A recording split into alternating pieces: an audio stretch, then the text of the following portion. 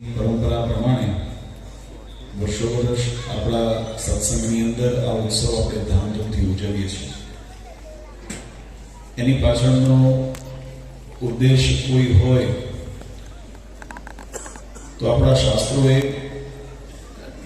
જીવાત્માના થતા કર્મને બે વિભાગની અંદર વિભાજિત કર્યા છે. જીવાત્મા જે કંઈ કર્મ કરે છે એના ઉદ્દેશની અંદર ભિન્નતા રહેલી છે અને ઉદ્દેશની ભિન્નતા એ કર્મની ફળશ્રુતિને પણ ભિન્ન કરે છે. આ વાત સમજવા માટે એક દૃષ્ટાંત જોઈએ તો ભગવાન સ્વામિનારાયણે વચનામૃતની અંદર આ વાત સમજાવી.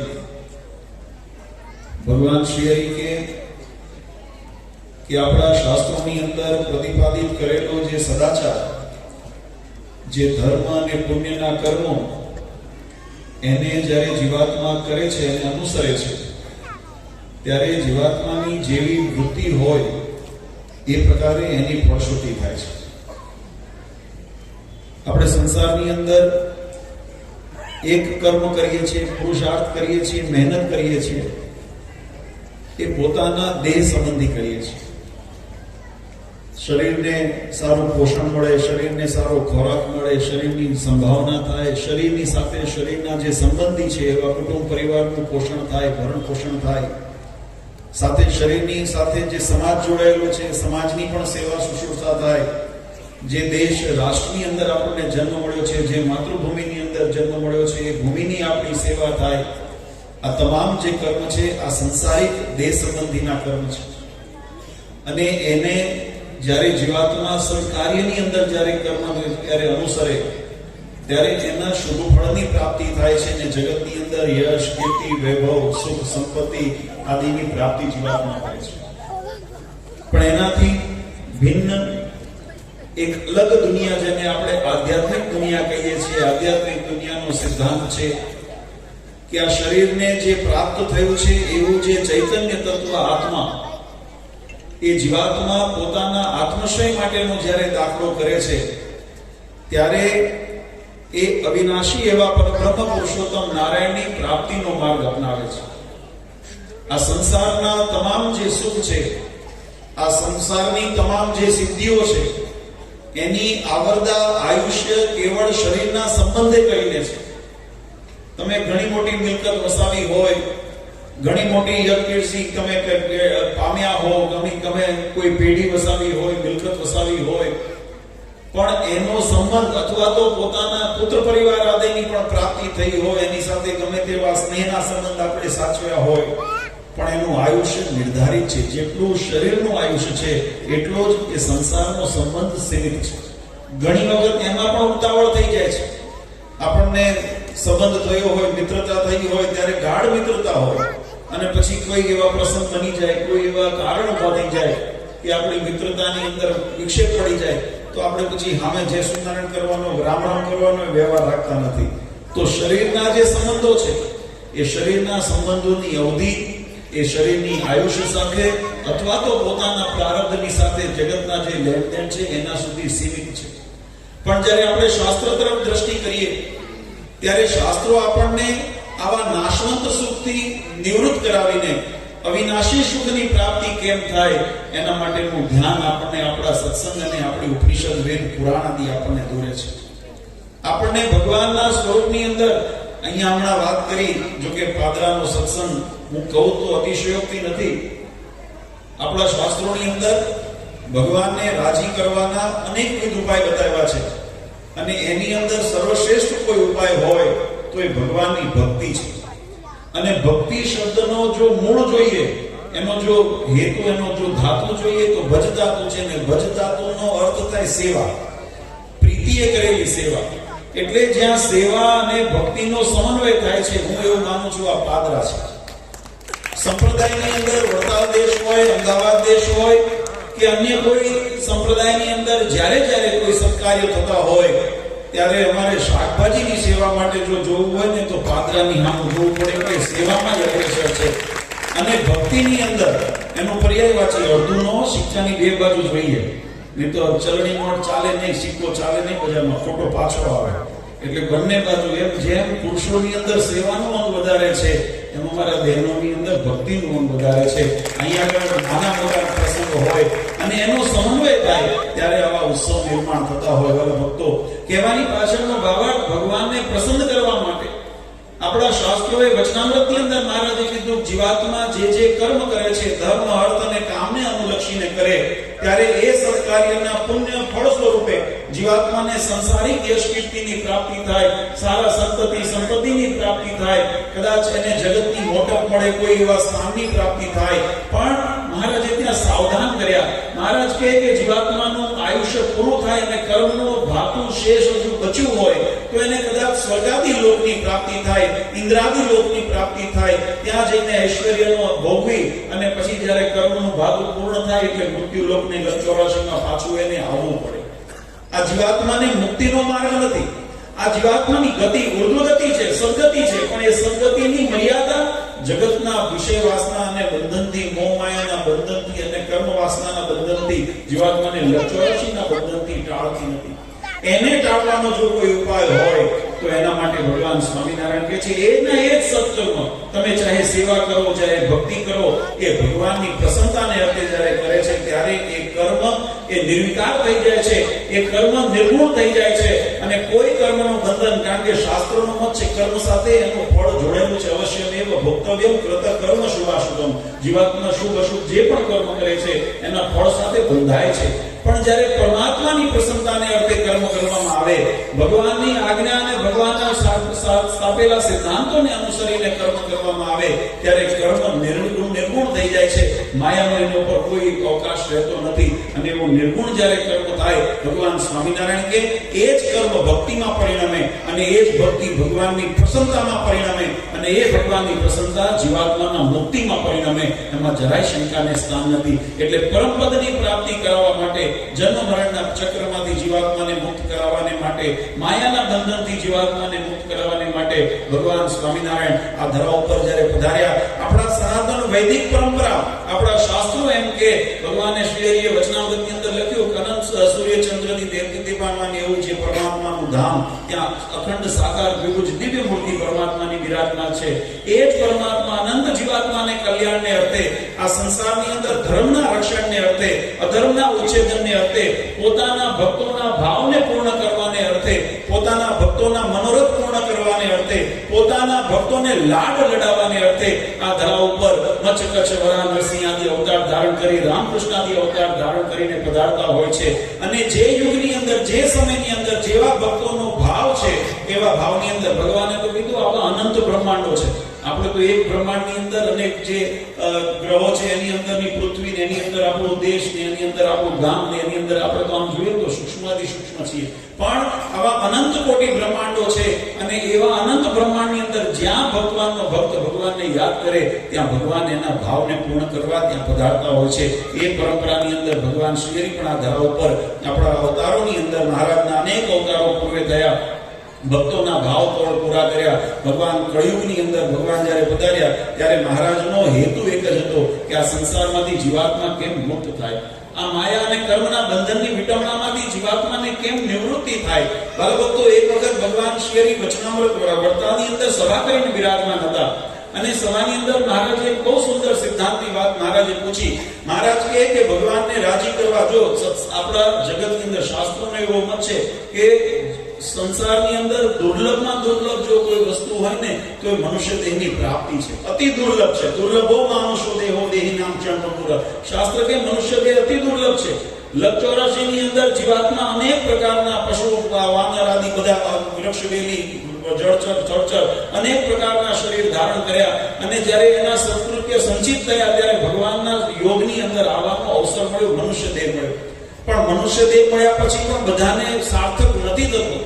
કારણ કે હાથ પગથી શરીરની અવસ્થાથી, શરીરની જે આકૃતિ છે એનાથી મનુષ્ય થાય પણ એની પ્રકૃતિ મનુષ્યની પ્રાપ્તિ થતી નથી. એટલે એને પશુ સમાન કીધા. શાસ્ત્રે કીધું કે આહાર નિદ્રા ભયમે જન્મ છે સામાન્ય તે પશુ વિનરાણામ ધર્મો હિ એશામ અધિકો વિશેષો ધર્મેણ હિના પશુ વિ સમાના. જેના જીવનની અંદર ધર્મ મર્યાદા નથી એ આકૃતિથી ભલે મનુષ્ય લાગતો હોય. અને આપણે ઘણી વખત વ્યવહારમાં એવા શબ્દો સાંભળ્યા છે. આપણે કોઈ જ્યારે એના લાઈનની બહાર મર્યાદાની બહાર વર્તે ને ત્યારે આપણે એને ટકોર કરતા હોઈએ છીએ કે આ તો ફલાણા જેવો છે, કહીએ છીએ ને, એવા શબ્દો સાંભળીએ છીએ ને. કદાચ એમ હોય કે બહુ તોફાની હોય, વાંદરાની જેમ ઉદર કે વાંદરા જેવો છે, કહીએ છીએ કે કદાચ બહુ વળકા પડતો હોય, ઝઘડા કરતો હોય તો આપણે કે કૂતરા જેવો સ્વભાવ છે, કહીએ છીએ કે નથી કહેતા. આકૃતિ તો મનુષ્યની છે પણ પ્રકૃતિ મનુષ્યની નથી. એટલે મનુષ્ય થવું અતિ દુર્લભ છે, માનવતા આવી અતિ દુર્લભ છે. આમ આસુરી વૃત્તિ, તમે જો હિંસાને આ બધું જે કરતા હોય ને, શાસ્ત્રોને આસુરી કીધી છે. ઘણા એમ કહેતા હોય કે આ જગતની અંદર હિંસાને બધા પ્રધાનપણો આપતા હોય કે રાજાઓ મહારાજાઓ કરતા હતા, પણ કોઈ દિવસ મહાભારત વાંચો, ભીષ્મ પિતામહ અને યુધિષ્ઠિરનો સંવાદ, એની અંદર ભીષ્મ પિતામહે એનો શબ્દોમાં એનો નિષેધ કર્યો છે. ક્ષત્રિય હતા, પોતાના કર્તવ્યના પાલન અનુસાર ધર્મની રક્ષા માટે કદાચ કોઈ હિંસા આદિ કર્યું હોય તો એના સિવાયની તમામ જે હિંસા કરવામાં આવે છે ને એને આસુરી વૃત્તિ કીધી છે મહાભારતની અંદર. આ અસુરપણું છે. એટલે શરીરથી મનુષ્ય છે પણ વૃત્તિથી કેવી છે? આસુરીપણું. એટલે આપણે મહારાજ કીધું કે શરીરથી જીવાત્માને મનુષ્ય દેહ પ્રાપ્ત થાય, સાથે માનવતાના ગુણ પ્રાપ્ત થાય ને, અતિ દુર્લભ છે. એને આવો સત્સંગનો યોગ થાય, ધર્મનો યોગ થાય, ત્યારે જીવનની અંદર એ માનવતાના ગુણ અને સદાચારના ગુણ શીખવા મળે છે. એટલે દુર્લભ બતાવ્યો. પણ એની અંદર પણ દુર્લભ મહારાજ બતાવ્યું કે સત્સંગ મળ્યા પછી પણ અતિ દુર્લભ હોય ને તો એકાંતિકપણું આવવું છે. ભગવાનના સ્વરૂપની અંદર અખંડ જીવને પોરવી રાખવો હોય, ભગવાનના સ્વરૂપની અંદર અખંડ નિષ્ઠા રાખવી હોય, ભગવાનના સ્વરૂપનો અખંડ મહિમા અને એની અંદર સ્વરૂપ નિષ્ઠા દ્રઢ કરવી હોય, એ એનાથી વધારે ઘણા વર્ષો યુગોની સાધના આવે ને, ઘણા મનવંતરો સાધના કરી હોય ત્યારે પણ એ સિદ્ધિ પ્રાપ્ત નથી થતી. એવી સિદ્ધિ મહારાજે વચનામૃતની અંદર આ પ્રશ્ન કર્યો. મહારાજ કહે કે સત્સંગની અંદર એકાંતિકપણું કોણે કહીએ તો કે ધર્મ, અર્થ, ધર્મ, ભક્તિ, જ્ઞાન ને વૈરાગ્ય, આ યુક્ત જ્યારે સત્સંગી ભગવાનના શરણની અંદર આવે, ધર્મ, જ્ઞાન, ભક્તિ અને વૈરાગ્ય, આ ચાર અંગોએ સહિત જીવાત્મા ભગવાનના શરણમાં આવે ત્યારે એને એકાંતિક ભાવ કીધો. અને એવા એકાંતિક ભાવ યુક્ત જે જીવાત્મા હોય ને એને મહારાજ કે અમે સત્સંગમાં મોટો માન્યો છે. ખાલી વ્યવહારે કરીને, તિલક ચાંદલા કરીને, કંઠી બાંધીને મંદિરમાં આંટા મારતા હોય પણ જીવનની અંદર ભગવાનનો દ્રઢ આશ્રય ન હોય, ભગવાનની ઉપાસનાની અંદર ખામી હોય, નિયમ નિશ્ચયની અંદર ખામી હોય, મહારાજ કે એને અમે સાચા સત્સંગી માનતા નથી. ગુણ બુદ્ધિ વાળા કદાચ ગણીએ, દયા કરીએ ને તો એને ગુણ બુદ્ધિ વાળા ગણીએ, પણ અમે સાચા અર્થમાં સત્સંગી નથી માનતા. મહારાજ કે ચારે યુક્ત હોય ત્યારે અમે એને એકાંતિક માનીએ છીએ અને એને મોટો કરીએ. પણ મહારાજે આગળ એક પ્રશ્ન કર્યો. ભગવાન શ્રી એમ બોલ્યા કે આ ચારેયમાંથી એક અંગ પ્રધાનપણે વર્તતું હોય અને એના અવાંતરની અંદર બીજા ત્રણ આવી જાય. આ ચાર, ધર્મ, ભક્તિ, જ્ઞાન અને વૈરાગ્ય, આ ચાર અંગમાંથી એક અંગ પ્રધાનપણે વર્તતું હોય. કારણ કે બધાની પ્રકૃતિ, સ્વભાવ જુદા હોય, દરેકની રુચિ જુદી હોય. કોઈને ધર્મની અંદર રુચિ હોય, કોઈને ભક્તિની અંદર રુચિ હોય, કોઈને જેમ હમણાં કીધું કે સેવાની અંદર રુચિ હોય, કોઈને જ્ઞાન માર્ગની અંદર રુચિ હોય, કોઈને વૈરાગ્યવાન હોય. દરેકની પ્રકૃતિ, સ્વભાવ જુદા હોય. મહારાજ કહે કે એમાં એક એવો અંગ મજબૂત કરીને રાખીએ કે જેને કરીને બાકીના ત્રણ અંગને પોષણ મળે. એવું કહ્યું ત્યારે ગોપાળાનંદ સ્વામી, મુક્તાનંદ સ્વામી જેવા સંતો, સમર્થ સંતો મહારાજની સાનિધ્યમાં બેઠા હતા. એમને કીધું મહારાજ એવો તો એક ધર્મ છે, જો ધર્મ જીવનની અંદર રાખીએ તો બાકીના ત્રણ અંગને પોષણ મળે. પણ મહારાજે ત્યાં શંકા કરી. ધર્મનો મહિમા તો છે જ, પણ મહારાજે શંકા એટલા માટે કરી કે ધર્મ પાલન એટલે ખાલી આચરણની અંદર તમે જો બહાર ઉપર છેલ્લું તમે જો આચરણ રાખો, એથી કરીને ધર્મ પાલન યથાર્થ થતું નથી. મહારાજ કે ધર્મ તો વિમુખ કોઈ પાળતા હોય, એનો અર્થ ધર્મનું પાલન કોઈ વિમુખ, ભગવાનની વિમુખ વર્તતા હોય, ભગવાનની બાંધેલી મર્યાદાની બહાર વર્તતા હોય, પણ આચરણની અંદર ધર્મનું મર્યાદાનું પાલન કરતો હોય તો મહારાજ કે શું એને મોટેરા કહેશું? શું એને સત્સંગની અંદર એનું કલ્યાણ થશે? કારણ કે માત્ર આચરણની અંદર છે, હૃદયમાં નથી. ખાલી બાહ્ય દેખાવની અંદર, આચરણની અંદર ધર્મ પાળતો હોય, એના અંતરની અંદર ધર્મનો વાસ નથી, તો એને કેમ એનું કલ્યાણ થાય? અને એ જ રીતે મહારાજે ભક્તિનું પણ દ્રષ્ટાંત લીધું છે. મહારાજ કે માત્ર પોપટીયું જ્ઞાન જેમ રટ્યા હોય અને એવું પોપટીયું જ્ઞાન રાખીને રામ રામ કરીએ, નથી રામનો મહિમા, નથી રામની ભાવના, નથી ભગવાનની અંદર હેત, અને એમને જ્યારે ભગવાનનું નામ કેવળ મુખેથી રટણ કરતો હોય તો શું કલ્યાણનું સાધન બને? આપણને એમ થાય કે કર્મ વ્યર્થ જશે, ત્યારે શાસ્ત્રોએ એનો પણ વિવેક શીખવાડ્યો. ભગવાનનું નામ લીધું છે ને, વ્યર્થ નથી જતું, પણ માત્ર બીજબળ બને છે. આ વાત સમજો. ભગવાનની અનાયાસે કદાચ કોઈએ ભક્તિ કરી હોય, નામ સ્મરણ કર્યું હોય તો એ વ્યર્થા નથી જતું, પણ એની ફળશ્રુતિ શું છે? તો શાસ્ત્ર કહે છે કે એનાથી બીજબળ બને છે. અને એ બીજબળ શું ફળ અપાવે? તો કે બીજા યોગની અંદર, બીજા જન્મની અંદર વળી કદાચ અવતાર લેવાનો સમય આવે ને તો મહારાજ આવા પાદરાની અંદર, આવા સત્સંગની અંદર તમને જન્મ આપે કે જેથી કરીને તમે ભગવાનના બાંધેલા માર્ગને અનુસરી ભગવાનની ભક્તિ કરો. આ બીજબળ બન્યું, પણ મોક્ષ ન મળ્યો. જેમ સ્વર્ગાદી લોકમાં, ઇન્દ્રાદી લોકમાં જૈન જીવાત્માને પાછું આવવું પડે પુણ્ય કર્મના ફળ ભોગવીને, તો એવા પુણ્ય કર્મના ફળ જ્યાં સુધી નિર્ગુણ નથી થતા, એના ફળની મુક્ત નથી થતા, ત્યાં સુધી બંધન કરતા થાય છે. અને એ બંધન કરતા જીવાત્માને જ્યારે થાય, મહારાજ કે સંસારની અંદર એને આવવું પડે. એટલે માત્ર ધર્મ અને ભક્તિનું આચરણ બાહ્ય રીતે કરવાથી જીવાત્માનું કલ્યાણ થતું નથી, પણ મહારાજે એનો બહુ સુંદર મહિમા બતાવ્યો કે ભગવાનનો મહાત્મા જ્ઞાને સહિત દ્રઢ નિશ્ચય હોય. આ ત્રણ શબ્દ મહારાજે ત્યાં વાપર્યા. ભગવાનનો અતિશય મહિમા સમજાણો હોય, ભગવાનના સ્વરૂપની જ્ઞાનની નિષ્ઠા. જ્ઞાનનું સ્વરૂપ બહુ શાસ્ત્રોએ કીધું, જગતના વ્યવહારને જ્ઞાન નથી કીધું. જગતની અંદર કુશળ તમે વ્યવહાર હો ને, મહારાજ કે જેને જગતની અંદર દરેક પ્રકારની હોશિયારી છે પણ પોતાના આત્મકલ્યાણનું સાધન નથી કરતો ને, અમે એને મૂર્ખ માનીએ છીએ. કારણ કે એને પોતાના આ બધું નાશવંત પદાર્થ માટે, નાશવંત તત્વો માટે આખી જિંદગી મજૂરી કરે છે. પણ અવિનાશી એવું પરમાત્માનું તત્વ, આ ચૈતન્ય તત્વનું કેમ મોક્ષ થાય, કેમ જન્મ મરણના બંધનમાંથી મુક્ત થવું પડે, કેમ માયા અને કર્મના બંધનમાંથી મુક્ત થઈએ, એની ચિંતા નથી કરતો. આત્મશ્રેયની ચિંતા નથી કરતો, જગતના શ્રેયની ચિંતા કરે છે. મહારાજ કે કદાચ વ્યવહારિક કુશળ હોય ને તો અમે કુશાગ્ર નથી માનતા. એટલે જ્ઞાનનું સ્વરૂપ પણ મહારાજે બતાવ્યું કે પરમાત્માની જેને સ્વરૂપ નિષ્ઠા દ્રઢ થઈ હોય અને પોતાના આત્મ ચૈતન્યને ઓળખતો થયો હોય, હું આ શરીર માત્ર નથી પણ એની અંદર રહેલું ચૈતન્ય તત્વ કેવું તત્વ છે? તો ચૈતન્ય તત્વ નિર્વિકાર છે, શાશ્વત છે, અનાદિ છે અને અનંત છે. આપણને કોઈ એમ કહે કે આ મોક્ષની પરિભાષા આજકાલની આવી છે, એવું નથી. આપણા શાસ્ત્રો એમ કીધું પરમાત્મા અનાદિ છે, એમ જીવાત્મા પણ અનાદિ છે. આ જ્યારથી સૃષ્ટિની રચના થઈ, પરમાત્માએ જીવાત્માને રમતા મૂક્યા છે, ત્યારથી સંસારની અંદર જીવાત્માનું આવાગમન થાય છે. અનેક વખત શરીરની પ્રાપ્તિ થઈ, શરીરનું પ્રાપ્ત થયું, શરીર નાશ થયું, એમ આયુષ્ય ભોગવ્યા, પણ આત્મા અજર ને અમર છે. એ પરમાત્માના સાનિધ્યની અંદર જઈને પરમાત્માના ભાવની અંદર એક ભાવ થઈ જાય છે, ત્યારે એને શાસ્ત્રોએ મુક્ત કીધી. એનો નાશ થાય એવું કોઈ જગ્યાએ બતાવતું નથી. તો આ જે શાસ્ત્રની મર્યાદા છે, એ શાસ્ત્રની મર્યાદાની અંદર જે અવિનાશી તત્વ એવા પરમાત્માની પ્રાપ્તિ કરવા, અવિનાશી જે ચૈતન્ય તત્વ એવા આત્મ સ્વરૂપની નિષ્ઠા દ્રઢ કરીએ, એને જ્ઞાન કીધું છે. અને પછી મહાત્મા જ્ઞાને સહિત ભગવાનનો નિશ્ચય દ્રઢ હોય. નિશ્ચયનું સ્વરૂપ પણ આપણને શાસ્ત્રોની અંદર બતાવ્યું કે ભગવાનના સ્વરૂપની અંદર એટલો વિશ્વાસ હોય કે એ વિશ્વાસે કરી જગતની અંદર કદાચ ગમે તેવી પદાર્થ સામે આવે, ગમે તેટલો લોભ સામે આવે, ગમે તેટલો માન મર્તબો સામે આવે, ગમે તેટલો ભય સામે આવે, પણ ભગવાનના સ્વરૂપની અંદર નિષ્ઠાથી, ભગવાનના શરણથી મન વિચલિત ન થાય, એને દ્રઢ નિશ્ચય કીધો. મહારાજે વચનામૃતમાં કીધું કદાચ ખુદ બ્રહ્મા બને નહીં એવું, પણ એક પરાકાષ્ઠા વિષયની ગંભીરતા બતાવવા માટે એવા શાસ્ત્રમાં શબ્દ લખ્યો, ખુદ બ્રહ્મા આવીને ડોલાવે તો પણ આપણી વૃત્તિ ડોલે નહીં. આપણને જે મળ્યા પરમેશ્વર પુરુષોત્તમ નારાયણ એની અંદર અઢળ વિશ્વાસ રહે, એને દ્રઢ નિશ્ચય કીધો. મહારાજ કે આવો મહાત્મા જ્ઞાને સહિત દ્રઢ જેને નિશ્ચય છે, અને એવી નિશ્ચય કરીને જ્યારે ભગવાનની ભક્તિને અનુસરે છે ને, ત્યારે જીવાત્માને આ ચારેય અંગની પુષ્ટિ એને થાય છે, અને ત્યારે જીવાત્માનું કલ્યાણ થાય છે.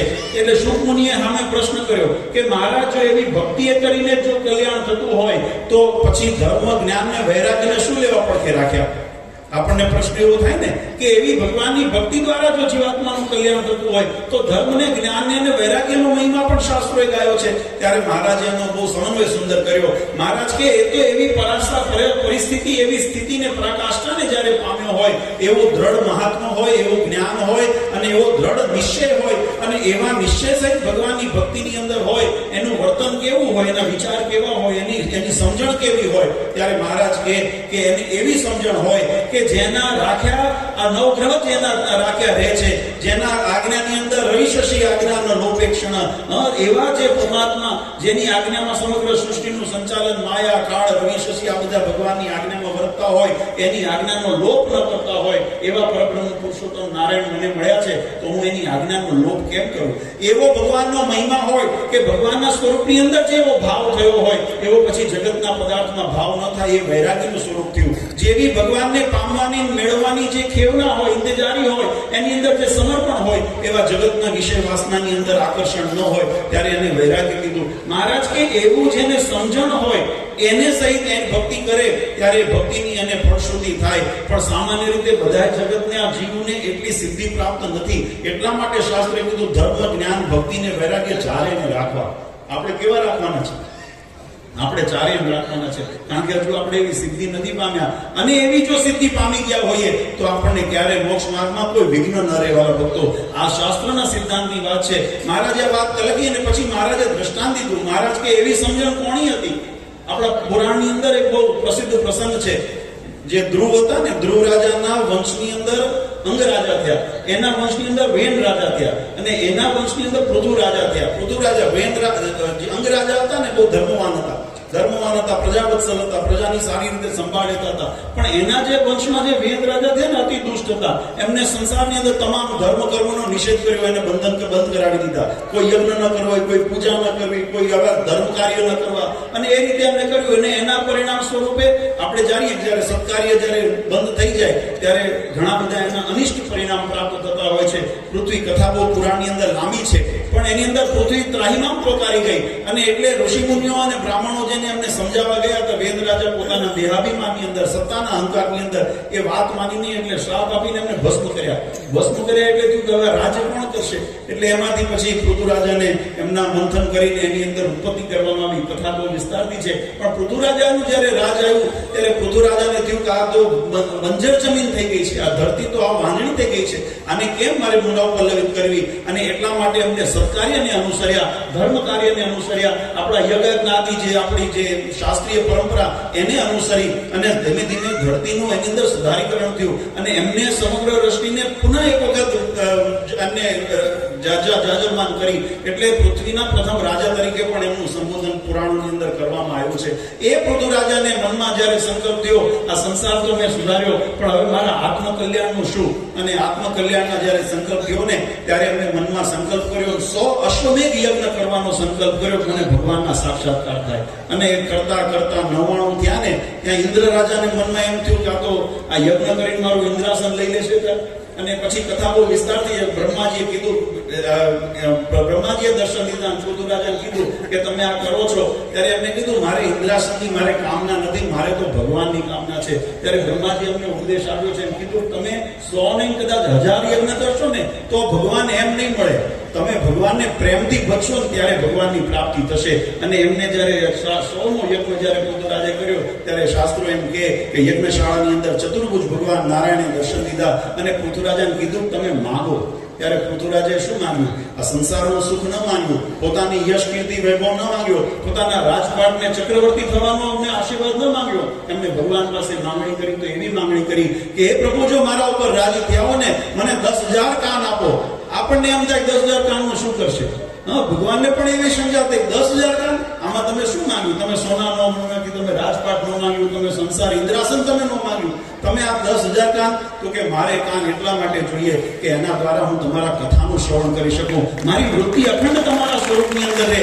આને સ્વરૂપ નિષ્ઠા કે મહાત્મા જ્ઞાને સહિત ભગવાનનો નિશ્ચય દ્રઢ કહેવાય. જગતના મિથ્યા પદાર્થની અંદર મોહાણા નહીં, જગતની મોટપની અંદર મોહાણા નહીં, ભગવાનના સ્વરૂપની અંદર. અને કથા તો ત્યાં સુધી કદાચ કહે છે કે એમને એટલું તો માંગ્યું, પણ આગળ બીજું એક માંગ્યું, મને તમારા ચરણની સેવા આપો. પૃથુ રાજા કે એટલે ભગવાને કીધું કે એ તો મારા ભક્તને આવકાર્ય છે, જેને મારી ચરણની સેવા કરી હોય. તો કે મહારાજ એમ નહીં, મને કે ભગવાનને કે પૃથુ રાજા મને કે વિશેષ વરદાન આપો.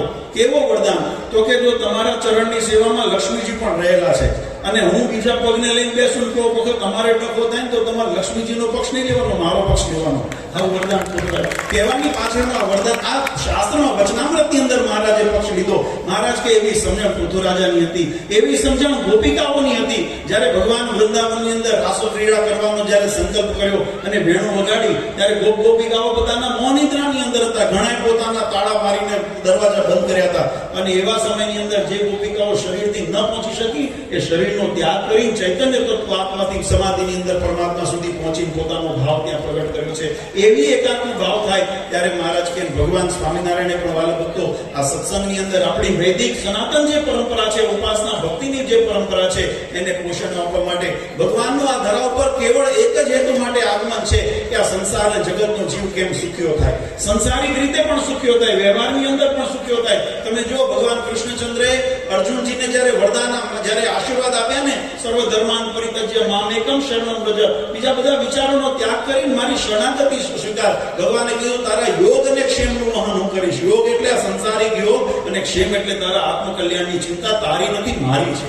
ભગવાન સ્વામિનારાયણે પણ શિક્ષાપત્રીની અંદર વરદાન આપ્યું, એ પાલયંતી મનોજા શાસ્ત્ર પ્રતિપાદિતાન સદાચારન સદા તેત્ર પરત્ર ચ મહાસુખા. અમારી આજ્ઞાનું પાલન કરીને જે અમારી મર્યાદામાં રહેશે, ભગવાનનું ભજન કરશે ને, એ આલોકમાં સુખ્યો થશે ને અંતે પરમાત્માના ધામની અંદર પરમ સુખની અનુભૂતિ કરશે. એટલે પરમાત્માનું ધ્યાન કારણ આ ધરા ઉપર જીવાત્માના કલ્યાણને હેતુ પ્રગટ થવાનું હોય ત્યારે ભગવાન એન કેન પ્રકાર એવા સાધન કરતા હોય. માત્ર ઉપદેશ દ્વારા, કથા વાર્તા દ્વારા, યજ્ઞો દ્વારા જ કલ્યાણ કરે એમ નહીં. મહારાજની ચપટી દર્શન કોઈ ભક્તને જીવાત્માને થઈ જાય અને જો ભગવાનના સ્વરૂપની અંદર મહારાજ જ્યારે ગઢપુરની અંદર વિચરણ કરતા ને ત્યારે પગની અંદર ચાંખડી પહેરતા અને ચાંખડીની અંદર નાની નાની ઘૂઘરીઓ હતી. એ ઘૂઘરીનો ઝંકાર જેને સંભળાય ને એને સમાધિ થાય, ભગવાનના ધામના દર્શન થાય. આવો ઇતિહાસ આપણા સંપ્રદાયની અંદર લખાણો છે. કહેવાની પાછળનો ભાવાર્થ લગભગ તો એન કેમ પ્રકારે જીવનું કેમ કલ્યાણ થાય. અને આજે જે આપણે આ શાકોત્સવ કહીએ છીએ ને, એની પાછળનો હેતુ પણ એ જ છે. આપણા સંપ્રદાયની અંદર મહારાજે સનાતન વૈદિક પરંપરાના તમામ ઉત્સવો કરવાની આજ્ઞા કરી. આપણે રામનવમી કરીએ, જન્માષ્ટમી કરીએ, નરસિંહ જયંતિ કરીએ, આપણે રથયાત્રા કરીએ, દિવાળી કરીએ, અન્નકોટ કરીએ, નવરાત્રી કરીએ, શિવરાત્રી કરીએ. તમામ આજ્ઞાઓ ભગવાન સ્વામિનારાયણે કરી કે અમારા આશય તો કરવા. પણ એનાથી વિશેષ મહારાજે કંઈક નવા ઉત્સવો પણ કર્યા. મહારાજે રાસોત્સવ કર્યા, રંગોત્સવ કર્યા, શાકોત્સવ કર્યા. અને એના દ્વારા પણ જીવાત્માને ભગવાનની કેમ પ્રાપ્તિ થાય, ભગવાનનો મહિમા કેમ દ્રઢતા, એના ચરિત્ર કર્યા. જો કે સત્સંગ જે હરિભક્તો કથા વાર્તાનો યોગ ધરાવે છે એમને આ મહોત્સવ અને આ પ્રસંગનો ઇતિહાસ ખબર છે. કદાચ કોઈ નવા આવ્યા હોય તેને મનમાં થાય કે આ શાકોત્સવ થોડી કેવો ઉત્સવ હશે, પણ એની એટલે સંક્ષિપ્તમાં કથા કહી દઉં. આ પ્રસંગની ઉદ્ભવ એમ થઈ, નિમિત્ત એવું બન્યું કે સુરાબાપુ જે સુરાગાંઠના લોયાના દરબાર હતા એને ત્યાં ચોરી થઈ. ચોરી થઈ એટલે ચોર લોકોથી પટારો તૂટ્યો નહીં, એટલે આખો પટારો એ ઘરમાંથી ઉપાડી બહાર લઈ ગયા. આ બધું સવાલ પડી ગયો. ચોરા બાપુને ખબર પડી કે અમારે ઘરે ચોરી થઈ છે. એટલે મનની અંદર આપણો દરેકનો સ્વભાવ છે કે જ્યારે કંઈક અજુગતું થાય એટલે આપણે ભગવાનનું શરણ ગોતતા હોઈએ. એટલે ભગવાનને યાદ કર્યા, ભગવાનને પ્રાર્થના કરી, પ્રભુ જો મારી આ મૂડી છે, મારી મિલકત છે, તો એ હેમખેમ પાછી આવશે તો અડધી અડધ હું ભગવાનને અર્થે, સંતોને અર્થે, સત્સંગને અર્થે હું વાપરીશ. અને ભગવાનને કરવું એવું કે ચોર લોકોથી પટારો તૂટ્યો નહીં, એટલે પટારો હેમખેમ પાછો લાવ્યા. ખોલીને જોયું તો મૂડી અંદર એમને હતી. અને મૂડી જોઈ એટલે એમને પોતાના ધર્મપત્નીની આગળ આ વાત કરી કે મેં એવો સંકલ્પ કર્યો છે કે આ મૂડીમાંથી અડધી મૂડી મારે સત્સંગને અર્થે, ભગવાનને અર્થે વાપરવી. ત્યારે એમના ધર્મપત્ની બહુ વિવેકી અને બહુ ભગવાનની નિષ્ઠાવાળા હતા. એમને સામે પ્રશ્ન પૂછ્યો, બાપુ આ ચોર લોકોથી પટારો તૂટ્યો હોય તો શું આ અડધી રકમ તમારા માટે મુકતા જાત? આપણને બધાને મનમાં થાય ભાઈ બાપુએ કીધું કે એમ તો કેમ ગાંડું થાય, હા ચોર જો એના પટારો તોડ્યો હોય તો બધું લઈ જાત, કે મારા માટે અડધું થોડી મૂકતા જાત. ત્યારે કે બાપુ આપણા પ્રારબ્ધનું તો બધું ગયું હતું, આ પાછું આવ્યું છે ને ભગવાનના પ્રારબ્ધે કરનાર છે, માટે બધું ભગવાનને વાપરવું. અને એ રીતે આ શાકોત્સવના પ્રસંગનું નિર્માણ થયું. પણ એની અંદર અલૌકિકતા હતી. આપણે જગતની અંદર વ્યવહાર પ્રસંગ હોય ને, લગ્ન પ્રસંગ હોય, કોઈના જમણવાર હોય, કંઈક પ્રસંગ નાના મોટા હોય, ત્યારે આપણે સમાજ અને પરિવારને ભેગો કરીને જમણવાર કરતા હોઈએ છીએ. પણ એ જમણવાર અને આજના પ્રસંગની અંદર તફાવત શું છે?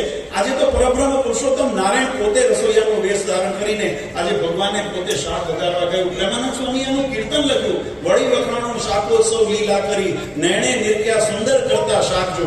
આજે પરબ્રહ્મ પુરુષોત્તમ નારાયણ અનંત કોટી બ્રહ્માંડના અધિપતિ અનેક વેશે, અનેક રૂપની અંદર આપણે દર્શન કર્યા છે, પણ આવા દર્શન ક્યારે કર્યા નથી કે જેની અંદર ભગવાન પોતે રસોઈયાનો વેશ ધારણ કર્યો હોય, હાથમાં તાબેતો હોય, શંખ ચક્ર ગદા પદ્મની જગ્યાએ હાથમાં ધનુષ કે વાંસળીની જગ્યાએ ભગવાન તાબેતો લઈ ઉભા હોય. એવા દર્શન, આવા દિવ્ય દર્શન અલૌકિક ક્યારે થાય? એટલે બહુ સુંદર પ્રેમાનંદ સ્વામીએ પદ લખ્યું. અને એમાં મહારાજે કથા બહુ વિસ્તારથી છે, પણ આપણે સમયની મર્યાદા એટલે તો ભક્તો કહેશે કે આ ટાઢા પરમાં વાયરા ચડાવ્યા.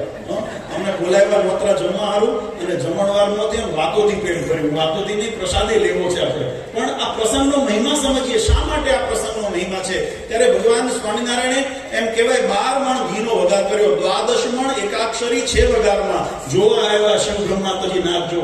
સ્વર્ગથી પરમાત્માના આ દિવ્ય લીલાના દર્શન કરવા માટે ઇન્દ્રાદી દેવતાઓ બધા એમ થયું કે આ જગતના પામર જીવો લાભ લઈ ગયા અને અમે રહી ગયા, એટલે બધા દર્શન કરવા માટે આવ્યા. અને એની અંદર વિશેષતા એ હતી વાલા ભક્તો, કે ભગવાનના ચરિત્રો છે ને ઘણી વખત ચિત્ર વિચિત્ર હોય. જ્યારે દૈવી અલૌકિક ભગવાનના ચરિત્ર હોય ત્યારે તો સહજ જીવાત્માને પ્રતીતિ થાય, એમાં કોઈ અતિશયોક્તિ નથી. ભગવાન ચતુર્ભુજ રૂપે દર્શન દીધા હોય, ભગવાન પોતાના ઐશ્વર્યના દર્શન કરાવે, ત્યારે દરેકને ભગવાન ગોવર્ધન તોડ્યો, ભગવાનને પ્રતીતિ થઈ બધાને કે આમાં ભગવાન પણ છે. ભગવાનના રામના નામે જ્યારે પથ્થર તરે ત્યારે પ્રતીતિ થાય કે આમાં ભગવાન પણ છે. ભગવાન જ્યારે નાજા જોગિયાના રક્ષા માટે અહીંયા ક્યાં વડનગર ને વિસનગર અને ક્યાં જસદણ, ભગવાન રાતે હવારે મંગળાએ ત્યાં પહોંચ્યા અને એમાં ભોગાવો બે કાંઠે જતી હોય, મારા છપ કરતા ચાલીને પાણી ઉપર નીકળી જાય, ત્યારે જીવાત્માને પ્રતીતિ થાય કે આમાં ભગવાન પણ છે. પણ મહારાજ જ્યારે મનુષ્ય ચરિત્ર કરે, લૌકિક ચરિત્ર કરે, ત્યારે ઘણાને સંશય થાય વાલા ભક્તો. અને એ સંશય કરતા આ પ્રસંગ એવો બન્યો, મહારાજ જ્યારે રસોઈ બનાવતા હતા, વઘાર કરતા હતા, ત્યારે મહારાજે પોતાના હાથે અંદર મસાલા નાખ્યા, હળદર, મરચું, મીઠું બધું એની અંદર નાખે વઘારની અંદર. અને પછી મનુષ્ય ચરિત્ર એવું કરે કે હળદર વાળા પ્રેમાનંદ સ્વામી લખ્યું કે હલ્દી વાલા હાથ રૂએ નિજ ધોતીએ, પીળે પટ શોભે પરિબ્રહ્મજો. જેમ ભગવાન હળદર વાળા હાથ પોતાના ધોતી, કોઈ હરિભગતે સરસ મજાનું સફેદ ધોતી ભગવાનને ચરણે અર્પણ કર્યું હતું, અને એ ધોતી પહેરી મહારાજ વઘાર કરતા હતા, અને મહારાજ હળદર વાળા હાથ પોતાના ધોતી ઉપર રૂવે. અને આ દ્રશ્ય જોઈને ઘણાને, જેને ભગવાનમાં દિવ્યતા હતી, અને કેવા ભાવ થયો કે પીળે પટ શોભે પરિબ્રહ્મજો. જેમ પરબ્રહ્મ પુરુષોત્તમ નારાયણ પીળું પિતાંબર પહેરીને ઉભા હોય એવા દિવ્ય ભાવ થયો. પણ આ સમજાવવું કોને? જેને ભગવાનનો એવો મહિમા હતો એને.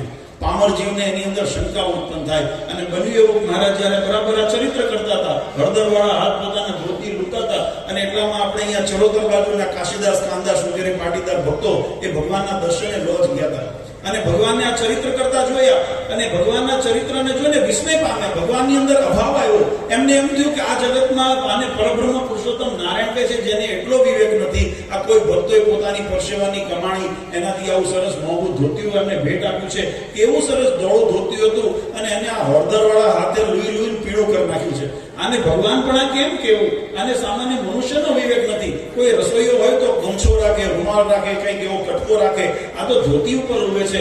અને આવો અભાવ મનની અંદર શંકા કુશંકા કરતા પાછા વળતા હતા. ત્યારે ભગવાન સ્વામિનારાયણ પોતાની સામે બ્રહ્માનંદ સ્વામી, પ્રેમાનંદ સ્વામી જે બધા સંતો હતા ને, એને મહારાજ પૂછે કે એ સંતો, કોઈ તરસ્યો હોય અને કુવા કાંઠે આવે અને તરસ્યો પાછો જાય ત્યારે એને કેમ ગણવો? સંતો કે મહારાજ એ તો અભાગ્યો કહેવાય ને. તમે વિચાર કરી જો, હજારો કિલોમીટરની યાત્રા કરી, હજારો ગૌની પુરુષાર્થ કરીને એ કુવા કાંઠે કે નદી કાંઠે આવ્યો હોય અને પોતાની તરસ ન छिपाવી શકે, પાછો તરસ્યો જાય તો એનાથી મોટો અભાગ્યો કોણ કહેવાય? ન મળ્યું હોય, ન મળે જુદી વસ્તુ છે, પણ મળ્યા પછી ન મળે એનાથી મોટું દુર્ભાગ્ય શું કહેવાય? ભગવાન. અને આપણે વિચારવાનું છે, ગલપુત્ર આપણે લક્ષ યાત્રા કરીને માંડમાં ઠેકાણે પહોંચ્યા છે, અને જો અહીંથી પાછા કોરા જશું ને તો આપણા જેવા અભાગ્યા બીજા કોઈ નહીં રહે. આપણે સમજવાનું છે આ પ્રસંગમાંથી કે આપણે લક્ષરાશિની યાત્રા કરી, ફેરા ભાંગી માંડ ભગવાનના ચરણે આવ્યા છીએ, અને જો અહીંયા આવ્યા મોક્ષ નહીં સુધારી શકીએ ને તો આપણે અભાગ્યમાં કરશું. એટલે મહારાજને સંતોએ વિનંતી કરી. મહારાજ કીધું અભાગ્યો કહેવાય. ત્યારે મહારાજે કીધું જો ઓલા ભક્તો અમારા દર્શન માટે છે, ચરોતરથી અહીંયા આવ્યા છે, પણ અમને જોયા વગર, અમને મળ્યા વગર પાછા જાય છે.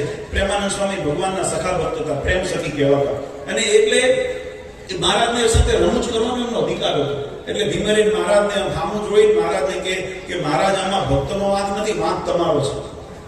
મહારાજ કે મારો શું વાંક? હું તો તમને લાડ લડાવું છું, તમારા આવું શાક લગાવું છું, તમને બધાને પ્રસાદ મળે એના માટે. ત્યારે મહારાજને સંતોએ કીધું સર મહારાજ, અમે તમારી જયારે કથા કરતા હોઈએ ને, અમે કૃષ્ણ રૂપે વર્ણન કરતા હોઈએ ત્યારે હાથમાં વાંસળી ને મયુર મુગટ ને વૈજંતી માળા અને શણગાર સજેલા છે, ત્રિભંગી અંગ છે, અને એવી રીતે અમે મહારાજ આપનું વર્ણન કરતા હોઈએ. રામ રૂપે વર્ણન કરતા હોઈએ તો માથે મુગટ છે, હાથમાં ધનુષ્ય, ખભે બાણ છે, અને એવા રાજાધિરાજના વર્ણન કરતા હોઈએ. આપના અમે ચરિત્રોના વર્ણન કરતા હોઈએ તો 3 છોગલાની પાક છે, જરિયાની જામો પહેર્યો છે, માણકીએ સવાર છે, હાથમાં માણકીની લગામ છે, હાથમાં માળા છે, ફૂલ છે, રૂમાલ છે, અમે આવા બધા વર્ણન કરતા હોઈએ. અને આપ અત્યારે અહીંયા દર્શન કેવા દો છો? હાથમાં તાબેતો લઈને ઉભા છો. આમાં કઈ મેળ ખાય શાસ્ત્રો સાથે? જે વર્ણન શાસ્ત્રોની અંદર આવે છે, જે આપના ઐશ્વર્યના વર્ણન આવે છે, એનું આપના રૂપનું જુઓ, કઈ મેળ ખાય છે? અને એટલું તો નહીં, એ તો માનો કે આપ દર્શન દો છો, પણ આપનું ચરિત્ર જુઓ. આ ભળદરવાળા તમારા ધોતી લઈને પીળું કરી નાખ્યું અને પછી પ્રેમાનંદ સ્વામી લખવું પડ્યું કે અક્ષર પર પુરુષોત્તમજીએ નર વપુ ધર્યું, એકાંતિક મહામુનિ સમજે નરમજો.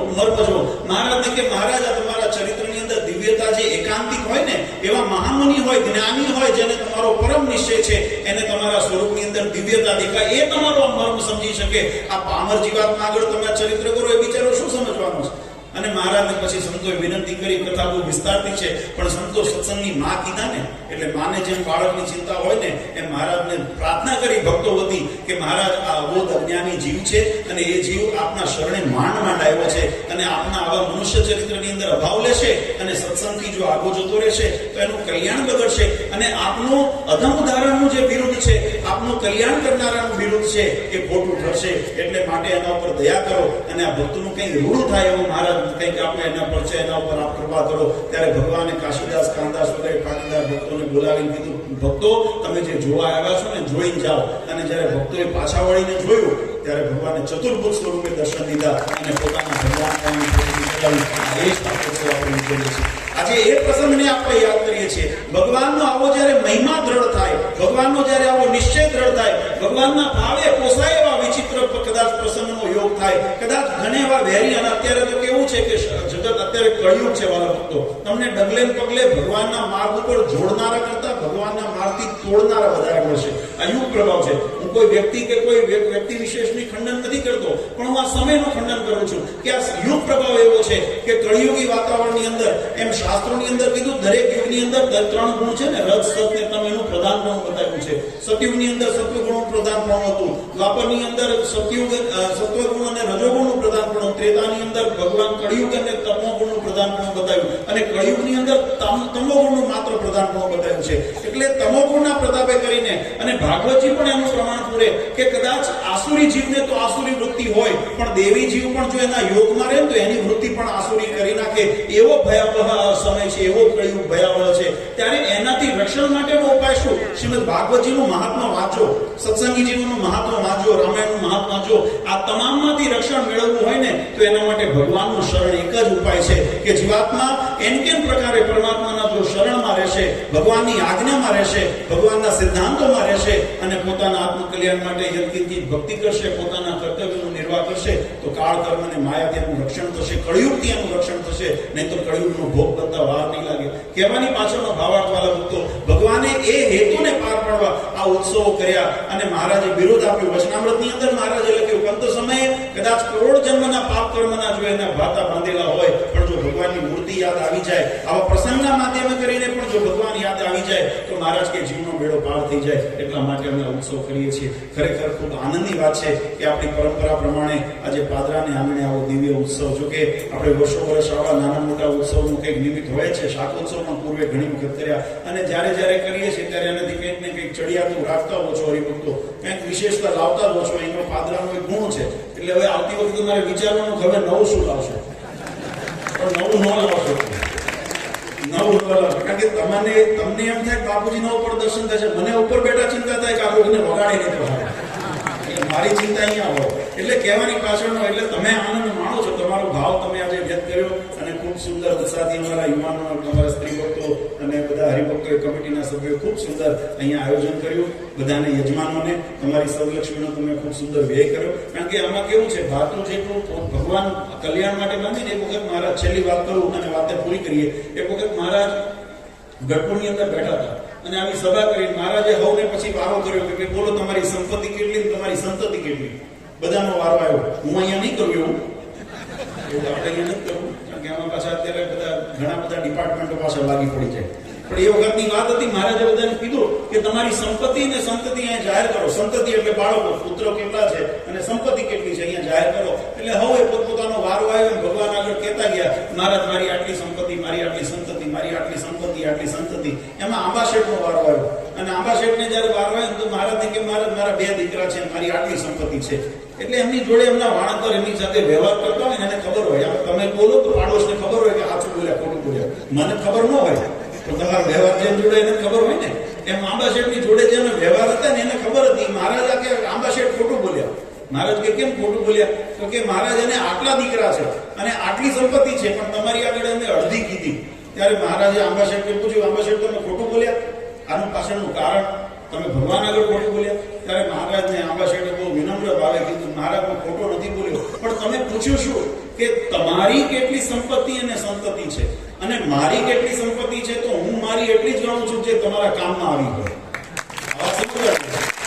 આંબા શેઠે કીધું મારા 4 છોકરા છે, પણ એમાં 2 સત્સંગમાં તમારી સેવામાં છે ને એને હું મારા ગણું છું. ઓલા બેન મારા હું નથી ગણતો. એ વ્યવહારે કદાચ શરીરના સંબંધી આવ્યા હોય પણ મારા નથી, આત્માના નથી. એટલે કે તમે પૂછ્યું તો એવું તમારા કયા છે, તો હું મારી આત્માના સગાને કહું છું. મારી સંપત્તિ ભલે ગમે તેટલી હોય પણ એમાં સંતોને અર્થે, સત્સંગને અર્થે આટલી સદુપયોગમાં વપરાણી છે ને એને હું મારી મિલકત ગણું છું, બાકી મિલકત મારી નથી. એટલે એવી ભાવનાથી આપણે સત્સંગની અંદર સેવા કરતા રહીએ, ભગવાનનું ભજન કરતા રહીએ, તો જરૂર આપણા આત્માનું શેતાય. એટલે જે તમારા યજમાનોએ જે પોતાની સર્વલક્ષ્મીની નાની મોટી સેવા કરીને આ પ્રસંગની અંદર લાભ લીધો છે, તે તમામ યજમાન પરિવારને ભગવાન ખૂબ સુખ્યા કરે. અને મારા પાદરાને આજુબાજુના વિસ્તારના તમામ ગામમાં આ વર્ષે પાદરાનો, આવતા વર્ષે બીજા ગામનો વારો અત્યારથી જાહેર કર્યો. એટલે પાદરાવાળા હવે આવતા વર્ષે આને આમંત્રણ લઈને આવજો. શાકોત્સવ સિવાય બીજું કરવાનું છું, બરાબર?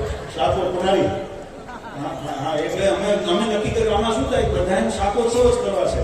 હવે મહિનો આવે 30 દિવસનો, એની અંદર ગરડા દેશ, વડતા દેશ, જુનાગઢ દેશ, લગભગ 2000-2500 ગામ છે. બધે 2500 ગામમાં શાકોત્સવ 30 દિવસમાં કેમ કરવા? એટલે અમે નક્કી કર્યું દરેક વિસ્તારની અંદર એક શાકોત્સવ કરશું હશે, પછી બીજો ઉત્સવ કરશું. આપણે ચૈત્ર મહિના મહાપૂજા કરશું આવતા વર્ષે.